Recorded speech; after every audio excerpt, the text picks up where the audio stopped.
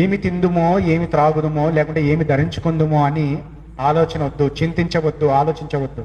ఇదిగో ఆహారం కంటే నీ ప్రాణము శ్రేష్టమైనది. ఇదిగో వస్త్రము కంటే నీ దేహము శ్రేష్టమైనది. కావాలంటే ఆకాశ పక్షులను చూడండి. అవి విత్తుతాయా? విత్తవు. పంట అభివృద్ధి చేయడానికి ఏమైనా ఎరువులు అవన్నీ వేస్తాయా? వెయ్యవు. పంట కోస్తాయా? కొయ్యవు. కానీ ఏమంట, లేదా ఆ కోసిన దాన్ని కూర్చుకుంటాయా? కూర్చుకునవు. మీరు ఎప్పుడైనా చూస్తే పక్షులు ఇట్లా ఇట్లా ఎక్కడైనా దాపెట్టుకోవడం చూసారా? తెచ్చుకొని ఈ కాలం కాకుండా ఇంకో కాలానికి వస్తాయని దాపెట్టుకోవడం చూసారా? లేదండి.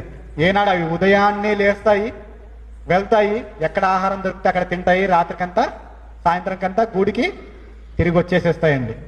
ఆకాశ పక్షులను చూడండి. అవి విత్తవు, మనం విత్తుతాం. అవి కోయవు, మనం కోస్తాం. కొట్లలో కూర్చుకున్నాం, మనం కూర్చుకుంటాం.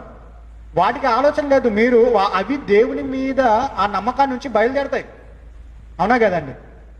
మొదట పక్షులు లేచెనే, తమ గూటి నుండి స్తుతించెనే, దేవ నీవే మాకు దిక్కని ఆకాశమునకు ఎగిరనే, దేవ నీవే మాకు దిక్కని ఆకాశమునకు ఎగిరనే, ఉదయమాయే హృదయమా ప్రభు యేసుని ప్రార్థించవే.